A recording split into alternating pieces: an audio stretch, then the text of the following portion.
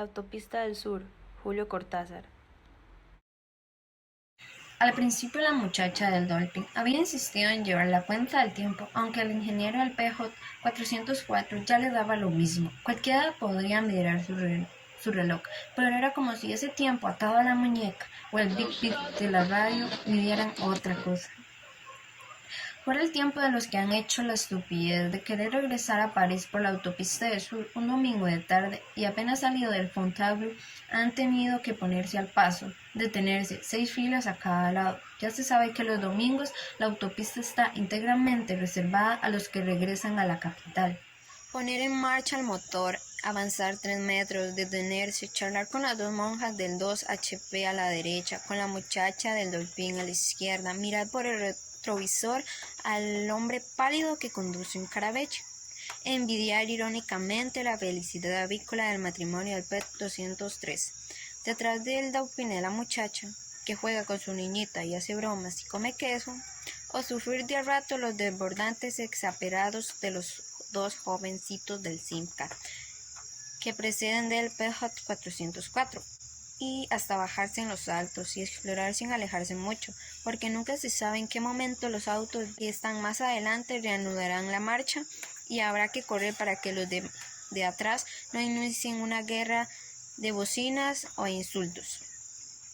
Y así llegar a la altura de un Taunus, delante del Dolphin de la muchacha, que mira a cada momento la hora y cambia unas frases descorazonadas o burlonas con los dos hombres que viajan con un niño rubio cuya inmensa diversión en estas precisas circunstancias consiste en hacer correr libremente un auto de juguete sobre los asientos y el reborde posterior del Taunus, o atreverse y avanzar todavía un poco más, puesto que no parece que los autos de adelante vayan a reanudar la marcha, y contemplar algunas lástimas al matrimonio de ancianos en el centro que precede una gigantesca bañera violeta donde sobrenadan los dos viejitos. Él descansa los antebrazos en el volante con un aire de paciente fatiga.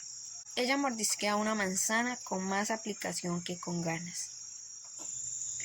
A la cuarta vez de encontrarse con todo eso, de hacer todo eso, el ingeniero había decidido en no salir más de su coche, a la espera de que la policía disolviese de alguna manera el embotellamiento.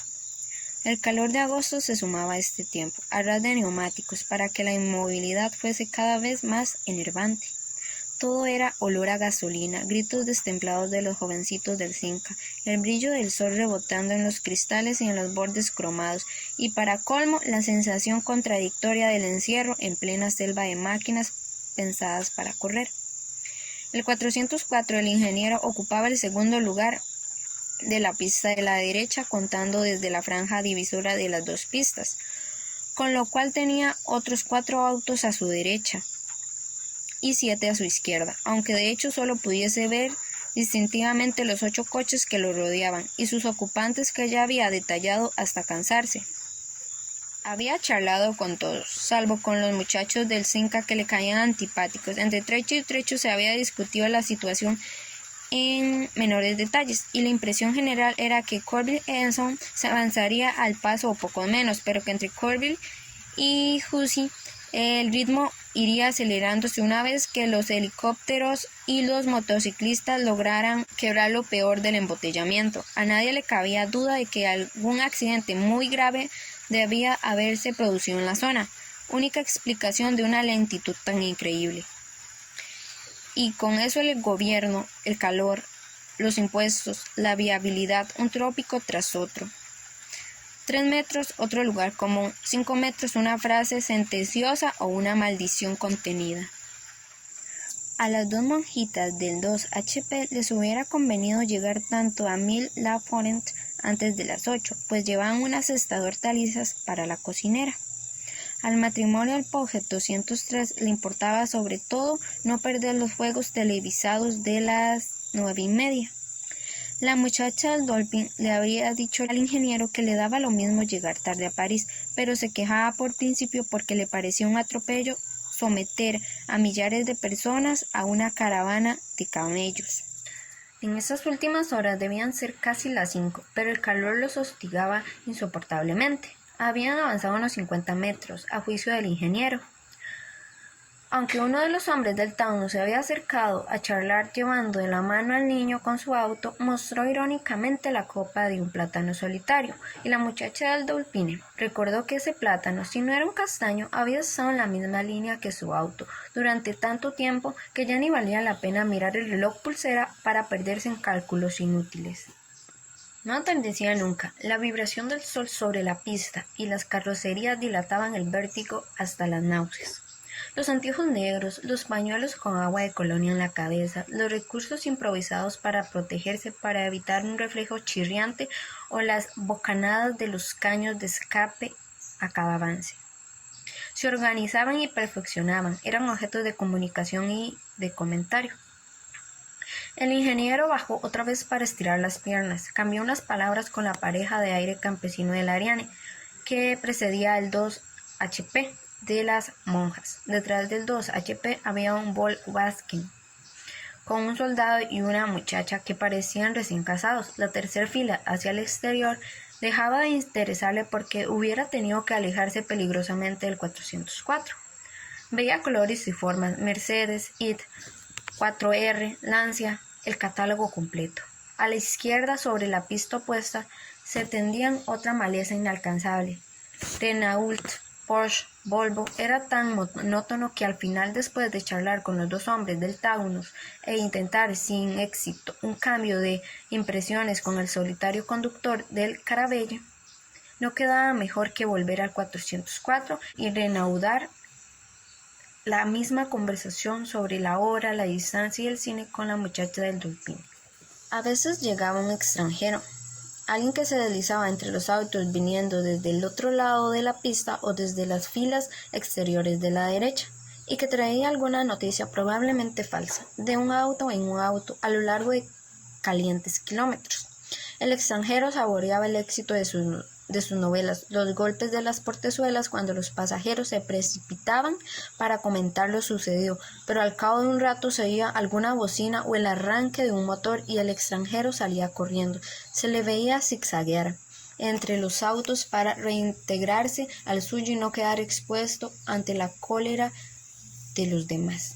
A lo largo de la tarde se había sabido así del choque de un Florida contra un 2HP cerca de Corbin.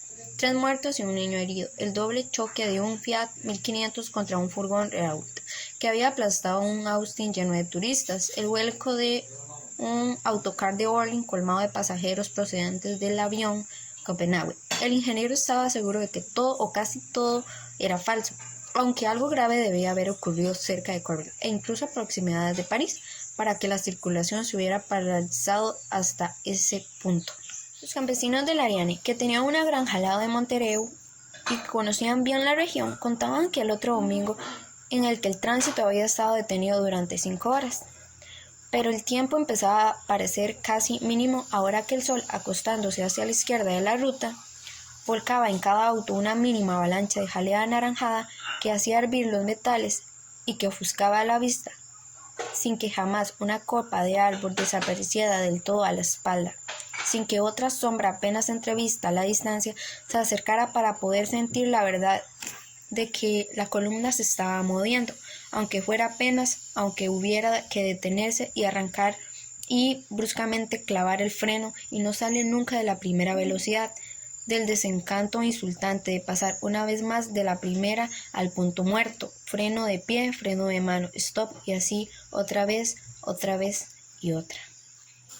En algún momento, harto de inacción, el ingeniero se había decidido a aprovechar un alto especialmente interminable para recorrer las filas de la izquierda, y dejando a su espalda el Dolphin, había encontrado un DKW, un Fiat 600 y otro 2HP, y se había detenido junto a un De Soto para cambiar impresiones con el azorado turista de Washington que no entendía casi el francés, pero que tenía que estar a las 8 en el Place Opera sin falta, Durand Stay, Madame It, y se hablaba un poco de todo cuando un hombre con aire de viajante de comercio salió del DKW para contarles que alguien había llegado un rato antes con la noticia de que un Piper Club se había estrellado en plena autopista, varios muertos.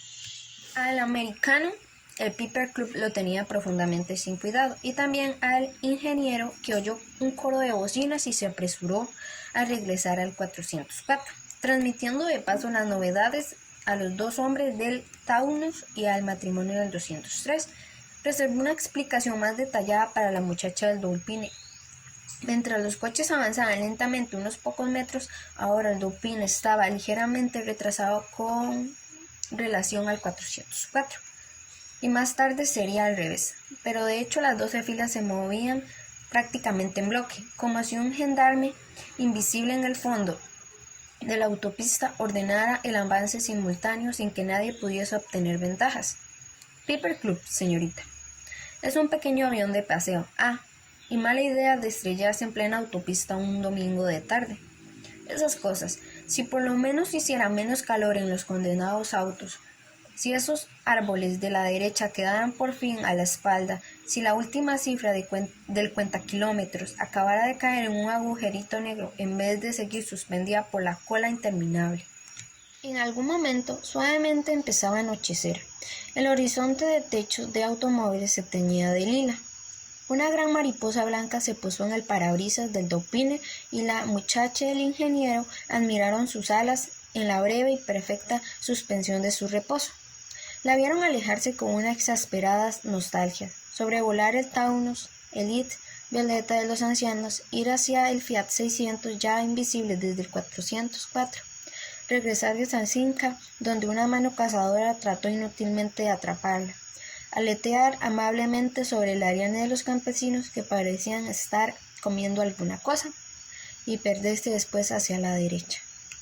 La columna hizo un primer avance importante de casi 40 metros. Cuando el ingeniero miró distraídamente el cuentakilómetros, la mitad del 6 había desaparecido y un asomo del 7 había empezado a desglosarse de lo alto. Casi todo el mundo escuchaba sus radios, los del 5 habían puesto a todo trapo y coreaban un twist con sacudidas que hacían vibrar la carrocería.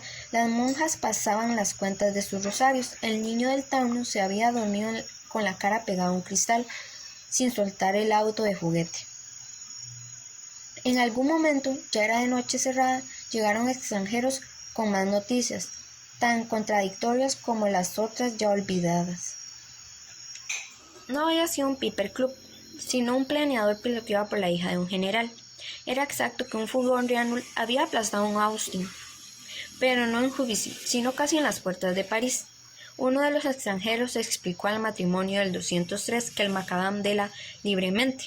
Recordó que en algún momento había sacado el brazo por la ventanilla para tamborilear en la carrocería del Dolphin y despertar a la muchacha que se había dormido reclinada sobre el volante, sin preocuparse de un nuevo avance.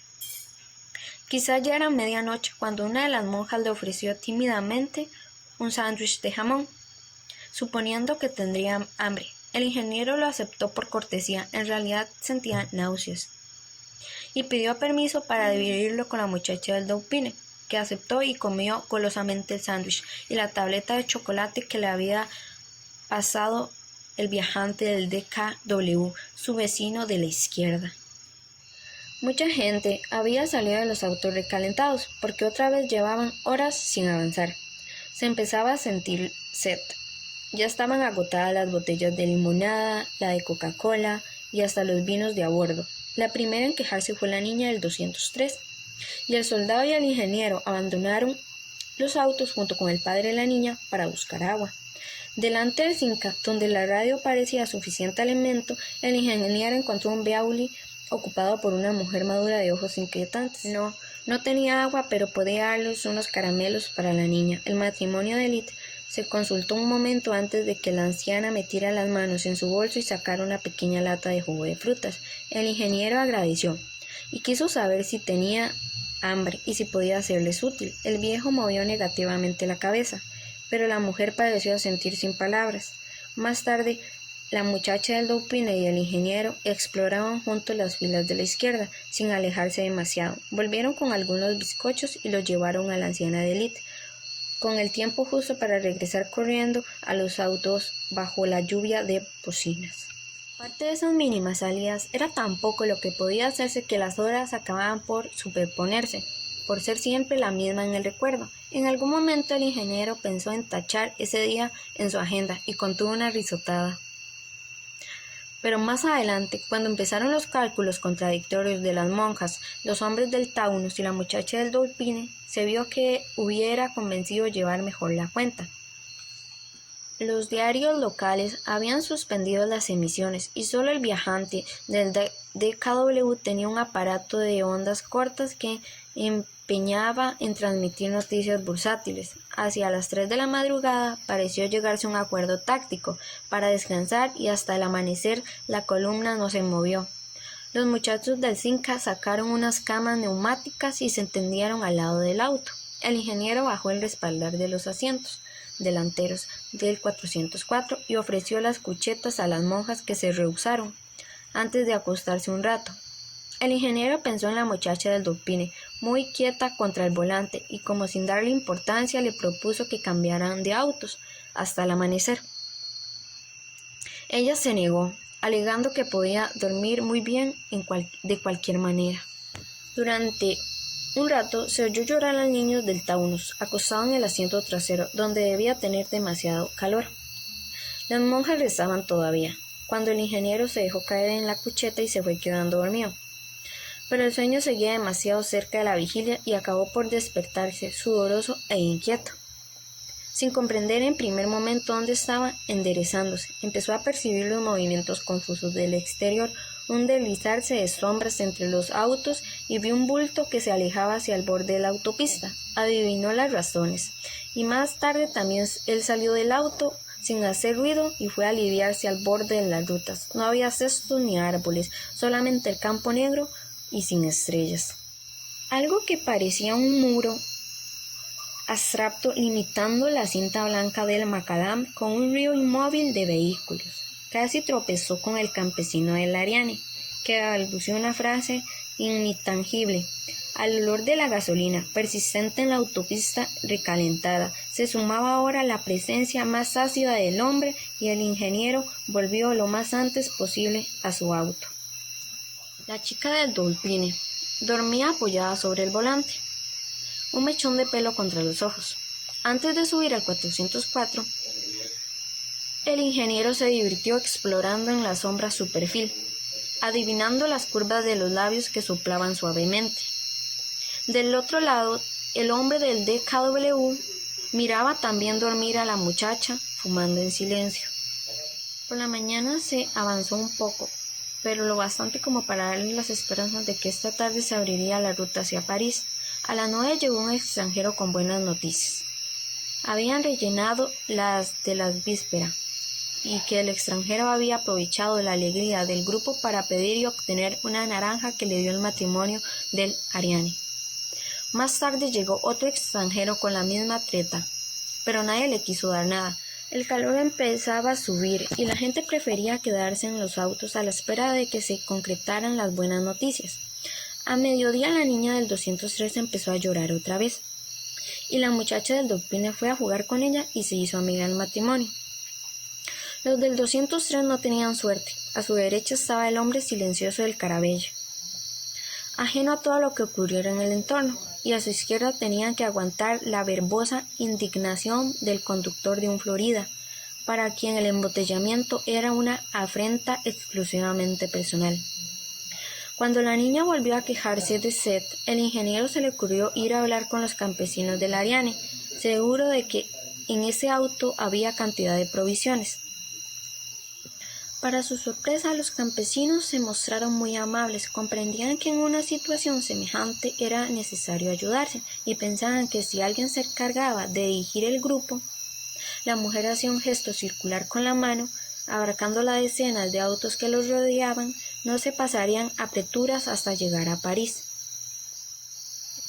Al ingeniero le molestaba la idea de erigirse en organizador y prefirió llamar a los hombres del Taunus para conferenciar con ellos y con el matrimonio del Ariane. Un rato después consultaron sucesivamente a todos los del grupo. El joven soldado del Worldwide estuvo inmediatamente de acuerdo y el matrimonio del 203 ofreció las pocas provisiones que le quedaban.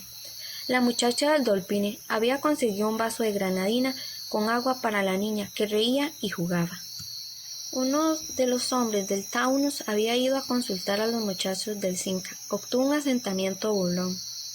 El hombre pálido del Carabella se encogió de hombros y dijo que le daba lo mismo, que hicieran lo que les pareciera mejor. Los ancianos del IT y la señora del Beaur se mostraron visiblemente contentos, como si se sintieran más protegidos. Los pilotos del Floride y del DKW no hicieron observaciones, y el americano del Soto los miró asombrados y dijo algo sobre la voluntad de Dios. Al ingeniero le resultó fácil proponer que uno de los ocupantes del Taunus, en el que tenía una confianza instintiva, se encargara de coordinar las actividades. A nadie le faltaría de comer por el momento, pero era necesario conseguir agua.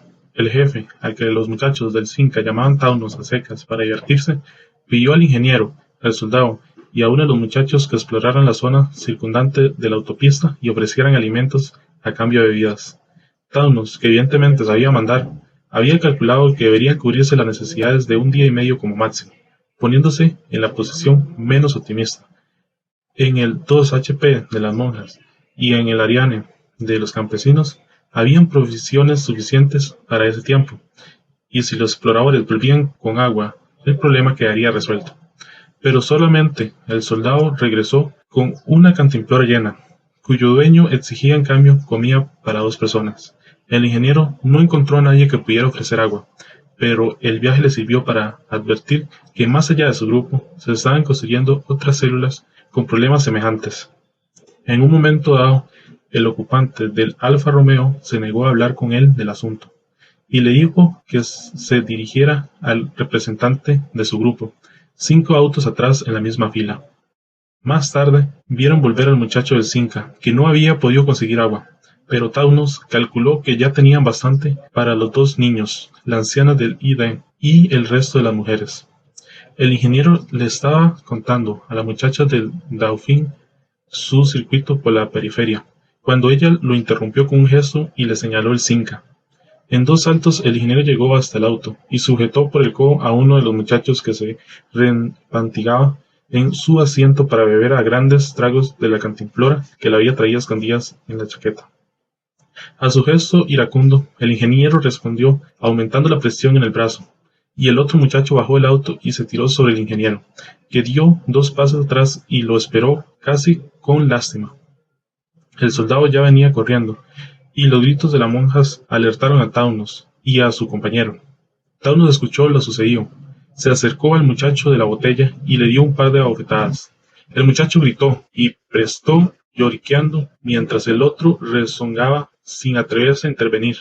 El ingeniero le quitó la botella y se la alcanzó a Taunus. Empezaban a sonar bocinas y cada cual regresó a su auto, por lo demás inútilmente puesto que la columna avanzó apenas 5 metros. A la hora de la siesta, bajo un sol todavía más duro que la víspera, una de las monjas se quitó la toca y su compañera le mojó las sienes con agua de colonia. Las mujeres improvisaban de a poco sus actividades samaritanas, yendo de un auto a otro, ocupándose de los niños, para que los hombres estuvieran más libres. Nadie se quejaba, pero el buen humor era forzado. Se basaba siempre en los mismos juegos de palabras, en un escepticismo de buen tono. Para el ingeniero y la muchacha del Dauphin, sentirse sudorosos y sucios era la vejación más grande. Lo enternecía casi la rotunda indiferencia del matrimonio de campesinos al olor que les brotaba de las axilas cada vez que venían a charlar con ellos o a repetir alguna noticia de último momento. Hacia el atardecer, el ingeniero miró casualmente por el retrovisor y encontró como siempre la cara pálida y de rasgos tensos del hombre del Caravelle, que, al igual que el gordo piloto de Florida, se había mantenido ajeno a todas las actividades. Le pareció que sus facciones se habían afilado todavía más, y se preguntó si no estaría enfermo. Pero después, cuando ir a charlar con el soldado y su mujer tuvo ocasión de mirarlo desde más cerca, se dijo que ese hombre no estaba enfermo. Era otra cosa, una separación, por darle algún nombre. El soldado del Volkswagen le contó más tarde que a su mujer le daba miedo ese hombre silencioso que no se apartaba jamás del volante y que parecía dormir despierto. Nacían hipótesis, se creaba un folclore para luchar contra la inacción. Los niños del Taunus y el 203 se habían hecho amigos y se habían peleado y luego se habían reconciliado. Sus padres se visitaban, y la muchacha del Dauphin iba cada tanto a ver cómo se sentían la anciana del Ide y la señora del Bialibro. Cuando al atardecer soplaban bruscamente unas ráfagas tormentosas y el sol se perdió entre las nubes que se alzaban al oeste, la gente se alegró pensando que iba a refrescar. Cayeron algunas gotas, coincidiendo con un avance extraordinario de casi 100 metros. A lo lejos brilló un relámpago y el calor subió todavía más. Había tanta electricidad en la atmósfera que Taunus, con un instinto que el ingeniero admiró sin comentarios, dejó al grupo en paz hasta la noche, como si temiera los efectos del cansancio y el calor. A las 8, las mujeres se encargaron de distribuir las provisiones. Se había decidido que el Ariane de los campesinos sería el almacén general, y que el 2 HP de la monja serviría de depósito suplementario. Taunus había ido en persona a hablar con los jefes de los 4 o 5 grupos vecinos. Después, con ayuda del soldado y el hombre del 203, llevó una cantidad de alimentos a los otros grupos, regresando con más agua y un poco de vino. Se decidió que los muchachos de Cinca cederían sus colchones neumáticos a la anciana del Ide y a la señora del Bialibro. La muchacha del Dauphin le llevó 2 mantas escocesas, y el ingeniero ofreció su coche, que llamaba burlonamente el Wagon Lead, a quienes lo necesitaran. Para su sorpresa, la muchacha del Dauphin aceptó el ofrecimiento, y esa noche compartió las cuchetas del 404 con una de las monjas, y la otra fue a dormir al 203, junto a la niña y su madre. Mientras el marido pasaba la noche sobre el macadam, envuelto en una frazada. El ingeniero no tenía sueño y jugó a los dados con Taunus y su amigo. En algún momento se les agregó el campesino del Ariane, y hablaron de política bebiendo unos tragos del aguardiente que el campesino había entregado a Taunus esa mañana. La noche no fue mala. Había refrescado y brillaban algunas estrellas entre las nubes. Hacia el amanecer los ganó el sueño, esa necesidad de estar a cubierto que nacía con la grisalla del alba. Mientras Taunus dormía junto al niño en el asiento trasero, su amigo y el ingeniero descansaron un rato en la delantera. Entre 2 imágenes de sueño, el ingeniero creyó oír gritos a la distancia y vio un resplandor instintivo. El jefe de otro grupo vino a decirles que 30 autos más adelante había habido un principio de incendio en un estafet provocado por alguien que había querido hervir clandestinamente unas legumbres. Taunus bromeó sobre lo sucedido mientras iba de auto en auto para ver cómo había pasado todos la noche, pero a nadie se le escapó lo que quería decir. Esa mañana la columna empezó a moverse muy temprano y hubo que correr y agitarse para recuperar los colchones y las mantas. Pero como en todas partes debía estar sucediendo lo mismo, nadie se impacientaba ni hacía sonar las bocinas. A mediodía habían avanzado más de 50 metros y empezaba a divisarse la sombra de un bosque a la derecha de la ruta. Se envidiaba la suerte de los que en ese momento podían ir hasta la banquina y aprovechar la frescura de la sombra. Quizás había un arroyo o un grifo de agua potable. La muchacha del Dauphin cerró los ojos y pensó en una ducha cayéndole por el cuello y la espalda, corriéndole por las piernas. El ingeniero, que la miraba de reojo, vio 2 lágrimas que le resbalaban por las mejillas. Taunus, que acababa de adelantarse hasta el Ide, vino a buscar a las mujeres más jóvenes para que atendieran a la anciana, que no se sentía bien. El jefe del tercer grupo, a retaguardia, contaba con un médico entre sus hombres, y el soldado corrió a buscarlo. El ingeniero, que había seguido con irónica benevolencia los esfuerzos de los muchachitos de Cinca para hacerse perdonar su travesura, entendió que era el momento de darle su oportunidad. Con los elementos de una tienda de campaña, los muchachos cubrieron la ventanilla del 404, y el Wagon Lead se transformó en una ambulancia para que la anciana descansara en una oscuridad relativa. Su marido se tendió a su lado, teniéndole la mano, y los dejaron solos con el médico. Después las monjas se ocuparon de la anciana, que se sentía mejor, y el ingeniero pasó la tarde como pudo, visitando otros autos y descansando en el de Taunus cuando el sol castigaba demasiado. Solo 3 veces le tocó correr hasta su auto, donde los viejitos parecían dormir, para hacerlo avanzar junto con la columna hasta el alto siguiente. Los ganó la noche sin que hubiesen llegado a la altura del bosque. Hacia las 2 de la madrugada bajó la temperatura, y los que tenían mantas se alegraron de poder envolverse en ellas. Como la columna no se movería hasta el alba, el ingeniero y Thanos se sentaron a fumar y a charlar con el campesino del Ariane y el soldado. Los cálculos de Thanos no correspondían ya a la realidad, y lo dijo francamente. Por la mañana había que hacer algo para conseguir más provisiones y bebidas. El soldado fue a buscar a los jefes de los grupos vecinos que tampoco dormían, y se discutió el problema en voz baja para no despertar a las mujeres. Los jefes habían hablado con los responsables de los grupos más alejados, en un radio de 80 o 100 automóviles, y tenían la seguridad de que la situación era análoga en todas partes. El campesino conocía bien la región y propuso que 2 o 3 hombres de cada grupo salieran al alba para comprar provisiones en las granjas cercanas, mientras Thanos se ocupaba de designar pilotos para los autos que quedaran sin daño durante la expedición. La idea era buena, y no resultó difícil reunir dinero entre los asistentes. Se decidió que el campesino y el soldado y el amigo de Thanos irían juntos y llevarían todas las bolsas, redes y cantimploras disponibles. Los jefes de los otros grupos volvieron a sus unidades para organizar expediciones similares, y al amanecer se explicó la situación a las mujeres y se hizo lo necesario para que la columna pudiera seguir avanzando. La muchacha del Delfín le dijo al ingeniero que la anciana ya estaba mejor y que insistía en volver a su ID. A las 8 llegó el médico, que no vio inconveniente en que el matrimonio regresara a su auto. De todos modos, Thanos decidió que el 404 quedaría habilitado permanentemente como ambulancia. Los muchachos, para divertirse, fabricaron un banderín con una cruz roja y la fijaron en la antena del auto. Hacía ya rato que la gente prefería salir lo menos posible de sus coches. La temperatura seguía bajando, y a mediodía empezaron los chaparrones y se vieron relámpagos a la distancia. La mujer del campesino se apresuró a recoger agua en un embudo y una jarra de plástico, para especial regocijo de los muchachos del Cinca. Mirando todo eso, le inclinaron sobre el volante donde había un libro abierto que le interesaba demasiado. El ingeniero se preguntó por qué los expedicionarios tardaban tanto en regresar. Más tarde Thanos lo llamó discretamente a su auto, y cuando estuvieron dentro le dijo que habían fracasado. El amigo de Thanos dio detalles. Las granjas estaban abandonadas o la gente se negaba a venderles nada, aduciendo las reglamentaciones sobre ventas a particulares y sospechando que podían ser inspectores que se valían de las circunstancias para ponerlos a prueba. A pesar de todo, habían podido traer una pequeña cantidad de agua y algunas provisiones, quizás robadas por el soldado que sonreía sin entrar en detalles.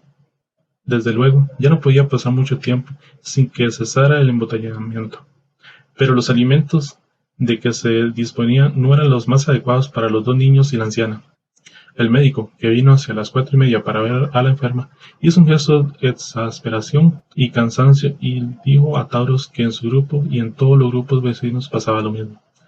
Por la radio se había hablado de una operación de emergencia para despejar la autopista, pero aparte de un helicóptero que apareció brevemente al anochecer, no se vieron otros aprestos. De todas maneras, hacía cada vez menos calor, y la gente parecía esperar la llegada de la noche para taparse con las mantas y abolir en el sueño algunas horas más de la espera. Desde su auto, el ingeniero escuchaba la charla de la muchacha del Delfín con el viajante del DKW, que le contaba cuentos y la hacía reír sin ganas. Lo sorprendió ver a la señora del Vialivo, que casi nunca abandonaba su auto, y bajó para saber si necesitaba alguna cosa, pero la señora buscaba solamente las últimas noticias y se puso a hablar con las monjas. Un hastío sin nombre pesaba sobre ellos al anochecer. Se esperaba más del sueño que de las noticias siempre contradictorias o desmentidas. El amigo de Thanos llegó discretamente a buscar al ingeniero, al soldado y al hombre del 203. Thanos les anunció que el tripulante del Fourier acaba de despertar. Uno de los muchachos del Cinca había visto el coche vacío, y después de un rato se había puesto a buscar a su dueño para matar el trío. Nadie conocía mucho al hombre gordo del Fourier, que tanto había protestado el primer día, aunque después acabara de quedarse callado como el piloto del Caravelle. Cuando a las 5 de la mañana no quedó la menor duda de que Fourier, como se divertían en llamarlo los chicos del Cinca, había despertado llevándose una valija de mano y abandonando otra llena de camisas y ropa interior. Thanos decidió que uno de los muchachos se haría cargo del auto abandonado para no inmovilizar la columna. A todos los había fastidiado vagamente esa deserción en la oscuridad, y se preguntaban hasta dónde habría podido llegar Florier en su fuga a través de los campos. Por lo demás, parecía ser la noche de las decisiones. Tendido en su cucheta del 204, al ingeniero le pareció oír un quejido, pero pensó que el soldado y su mujer serían responsables de algo que, después de todo, resultaba comprensible en plena noche y en esas circunstancias. Después lo pensó mejor y levantó la lona que cubría la ventanilla trasera. A la luz de unas pocas estrellas vio a 1,5 metros el eterno parabrisas del Caravelle, y detrás, cómo pegaba al vidrio un poco ladeada la cara convulsa del hombre. Sin hacer ruido salió por el lado izquierdo para no despertar a las monjas, y se acercó al Caravelle. Después buscó a Taunus, y el soldado corrió a prevenir al médico. Desde luego el hombre se había suicidado, tomando algún veneno. Las líneas a lápiz en la agenda bastaban, y la carta dirigida a una tal Yvette, alguien que lo había abandonado en Vierzon. Por suerte, la costumbre de dormir en los autos estaba bien establecida, y a poco les preocupaba que otros anduvieran entre los coches y se deslizaran hacia los bordes de la autopista para aliviarse. Taunus llamó a un consejo de guerra, y el médico estuvo de acuerdo con su protesta. Dejar el cadáver al borde de la autopista significaba someter a los que venían más atrás a una sorpresa por lo menos penosa. Llevarlo más lejos, en pleno campo, ponía a provocar la violencia repulsa de los lugareños, que la noche anterior habían amenazado y golpeado a los muchachos de otro grupo que buscaba de comer. El campesino del Ariane y el viajante del DKW tenían lo necesario para cerrar herméticamente el portaequipajes del Caravelle. Cuando empezaban su trabajo, se les agregó a la muchacha del Dauphin, que se colgó temblando el brazo del ingeniero. Él le explicó en voz baja lo que acababa de ocurrir, y la devolvió a su auto, ya más tranquila. Taunus y sus hombres habían metido el cuerpo en el portaequipajes, y el viajante trajo un scotch tape y tubos de cola líquida a la luz de la linterna del soldado. Como la mujer del 203 sabía conducir, Taunus resolvió que su marido sería a cargo del Caravelle, que quedaba a la derecha del 203. Así por la mañana, la niña del 203 descubrió que su papá tenía otro auto, y jugó horas y horas a pasar de uno a otro, y a instalar parte de sus juguetes en el Caravelle.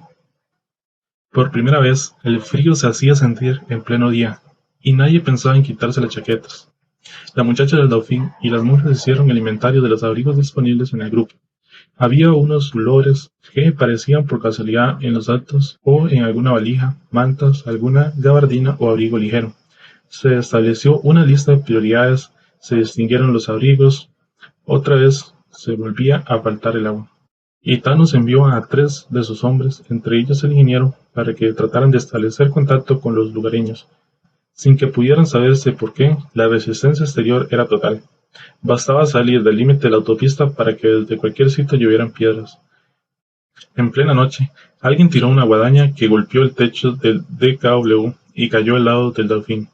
El viajante se puso muy pálido y no se movió de su auto, pero el americano del De Soto vino a la carrera y después de revolear la guadaña, la devolvió campo afuera con todas sus fuerzas, maldiciendo a gritos. Sin embargo, Taunus no creía que conviniera ahondar la hostilidad. Quizás fuese todavía posible hacer una salida en busca de agua. Ya nadie llevaba la cuenta de lo que se había avanzado ese día o esos días.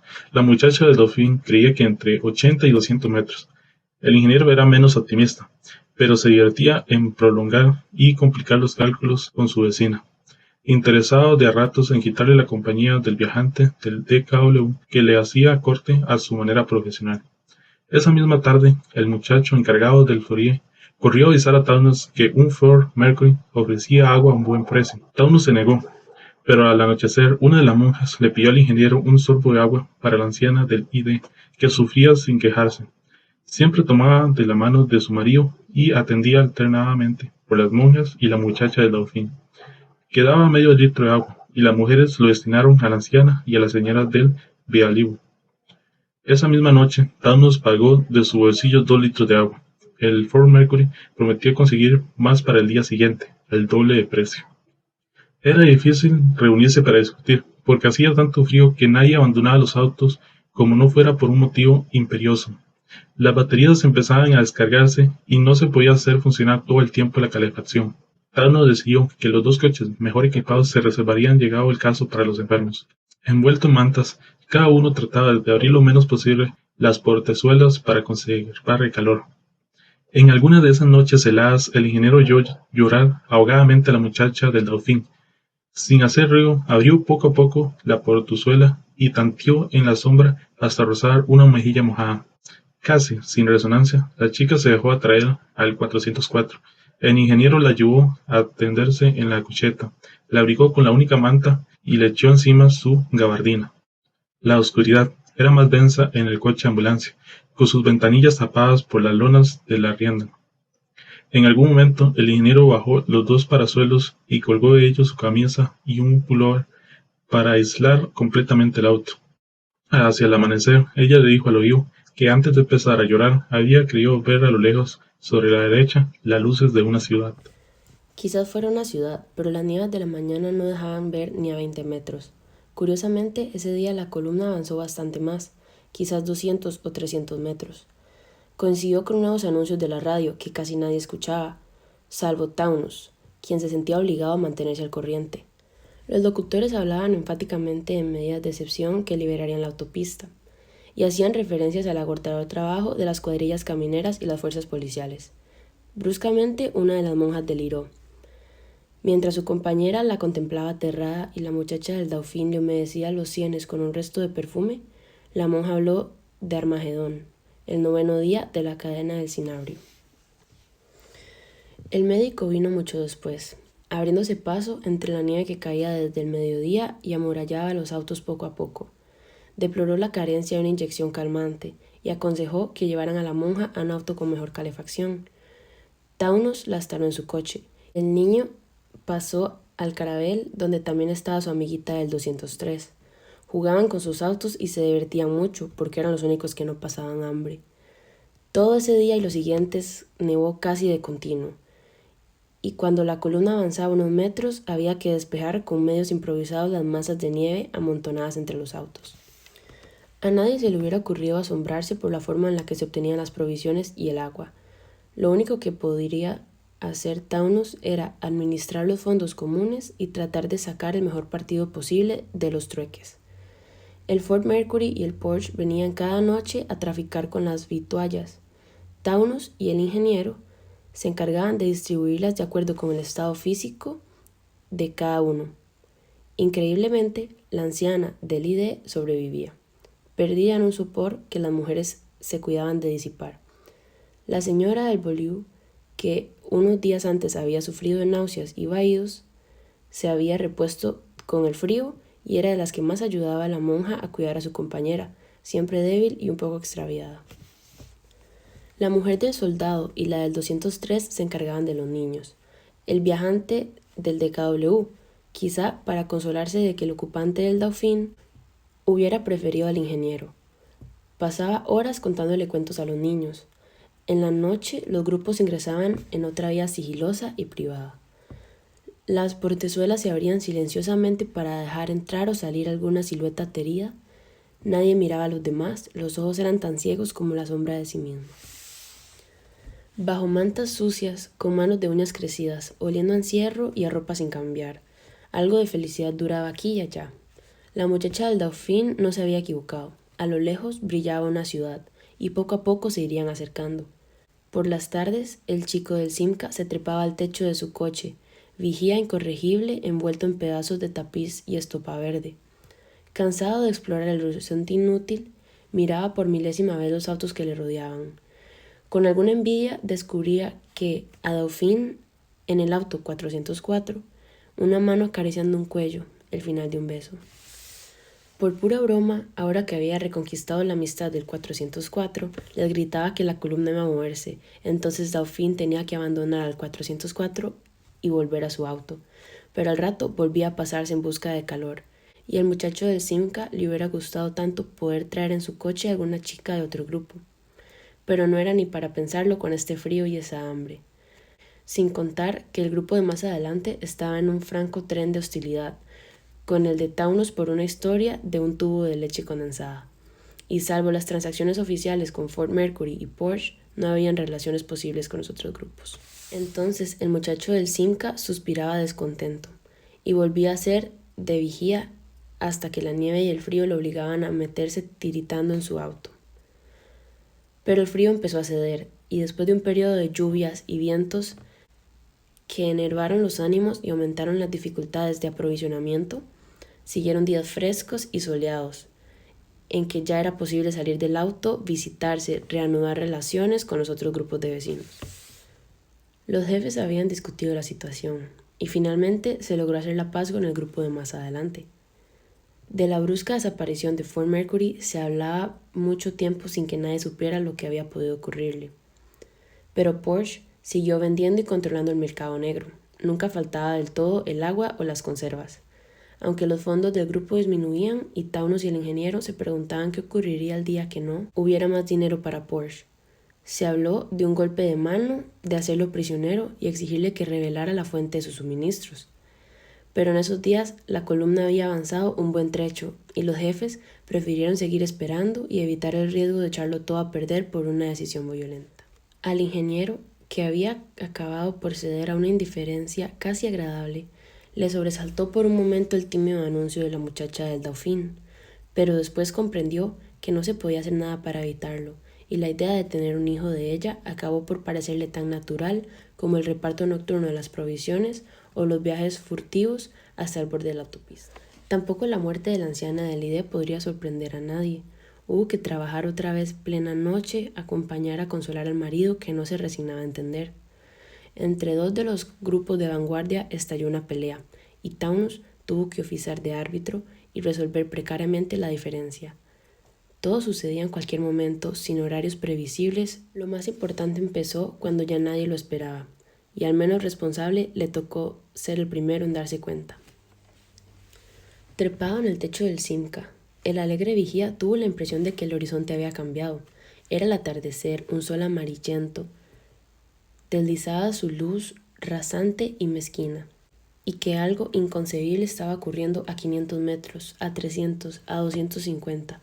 Se lo gritó al 404 y el 404 le dijo algo a Dauphin, que se pasó rápidamente a su auto cuando ya Taunus, el soldado y el campesino venían corriendo, y desde el techo del Simca el muchacho señalaba hacia adelante y repetía interminablemente el anuncio, como si quisiera convencerse de lo que estaba viendo era verdad.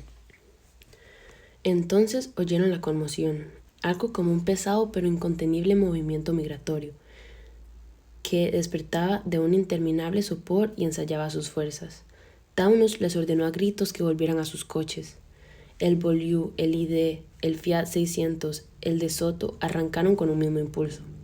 Ahora el 2HP, el Taunus, el Simca y el Ariane empezaban a moverse, y el muchacho del Simca, orgulloso de que era como un triunfo, se volvía hacia el 404 y agitaba el brazo mientras el 404, el Dauphin, el 2HP de las monjas y el DKW se ponían a su vez en marcha. Pero todos estaban a saber cuánto iba a durar eso. El 404 se lo preguntó casi que por rutina, mientras se mantenía a la par del Dauphin y le sonreía para darle ánimo. Detrás, el Volkswagen, el Caravelle, el 203 y el Floride arrancaban a su vez lentamente.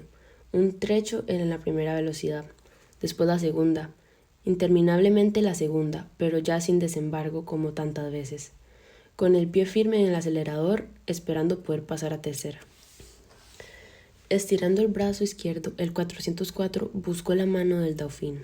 Rozó apenas la punta de sus dedos, vio en su cara una sonrisa de incrédula esperanza, y pensó que iban a llegar a París, y que se bañarían, que irían juntos a cualquier lado, a su casa o a la de ella, a comer, a bañarse interminablemente, a comer y beber, y después habría muebles, habría un dormitorio con muebles, y un cuarto de baño con espuma de jabón para afeitarse de verdad, y retretes y comida, y retretes y sábanas. París era un retrete y 2 sábanas, y agua caliente por el pecho y las piernas, una tijera de uñas, y vino blanco. Beberían vino blanco antes de besarse y sentirse, oler a lavanda y a colonia, antes de conocerse de verdad a plena luz, entre sábanas limpias, y volver a bañarse por juego, amarse y bañarse, y beber, y entrar a la peluquería, entrar en el baño, acariciar las sábanas y acariciarse entre las sábanas, y amarse entre la espuma y la lavanda, y los cepillos antes de empezar a pensar en lo que iban a hacer, en el hijo y los problemas y el futuro. Y todo eso siempre que no se detuvieran, que la columna continuara, aunque todavía no se pudiese subir a la tercera velocidad, seguir en la segunda, pero seguir. Con los paragolpes rozando el Simca, el 404 se echó para atrás en el asiento. Sintió aumentar la velocidad, sintió que podía acelerar sin peligro de irse contra el Simca, y que el Simca aceleraba sin peligro de chocar contra el Beaulieu, y que atrás venía el Caravelle, y que todos aceleraban más y más, y que ya se podía pasar a tercera sin que el motor penara, y la palanca calzó increíblemente en la tercera, y la marcha se hizo suave, y aceleró todavía más, y el 404 miró enternecido y deslumbrado a su izquierda, buscando los ojos de Dauphin. Era natural que con tanta aceleración las filas ya no se mantuvieran paralelas. Dauphin se había adelantado casi 1 metro y el 404 le veía la nuca y apenas el perfil.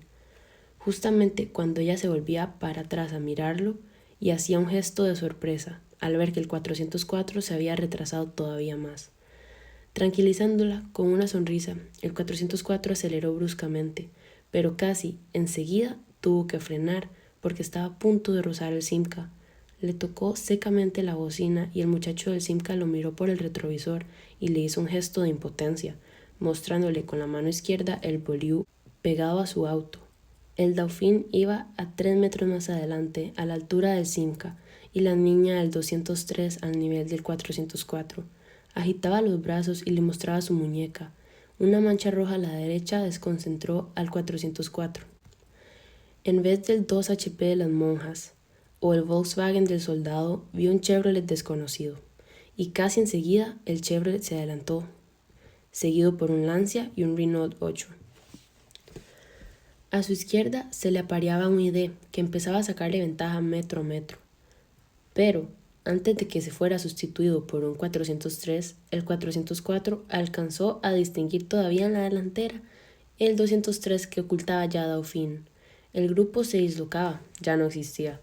Taunus debía de estar a más de 20 metros adelante, seguido de Dauphin.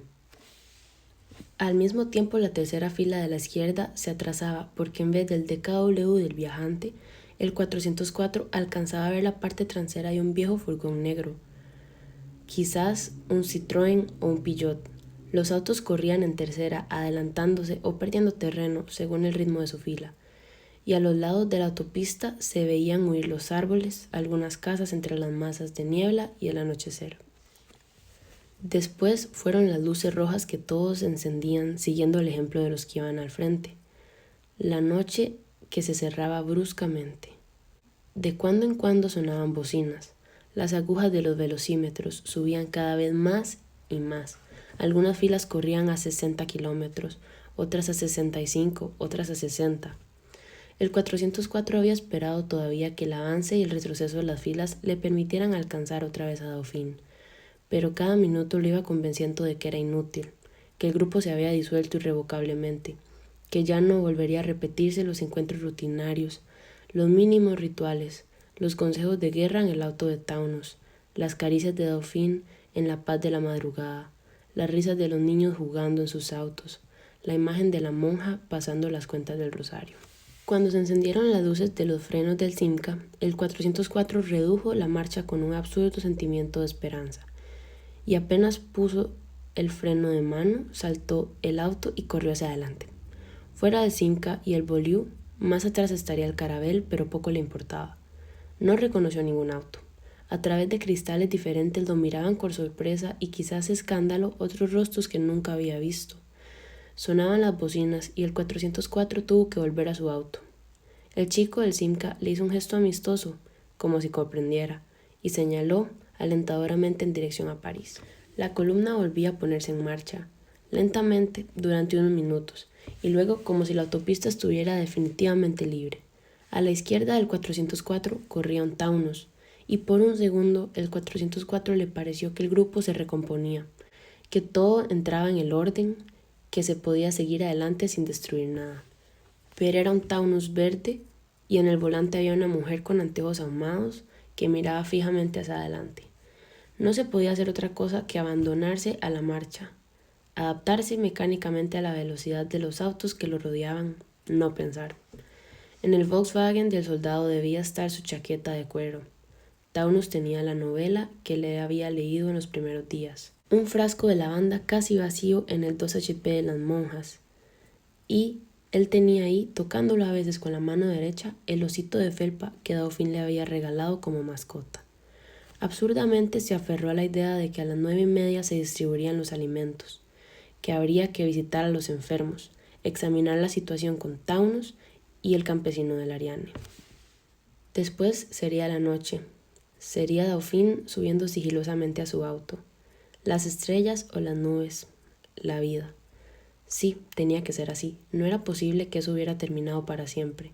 Tal vez el soldado conseguiría una ración de agua que había escaseado en las últimas horas. De todo modo, siempre se podía contar con Porsche, siempre y cuando se le pagara el precio que pedía. Y en la antena de la radio flotaba locamente la bandera con la Cruz Roja, y se corría a 80 km/h hacia las luces que crecían poco a poco, sin que ya se supiera bien por qué tanto apuro, por qué esa carrera en la noche entre autos desconocidos, donde nadie sabía nada de los otros, donde todo el mundo miraba fijamente hacia adelante, exclusivamente hacia adelante.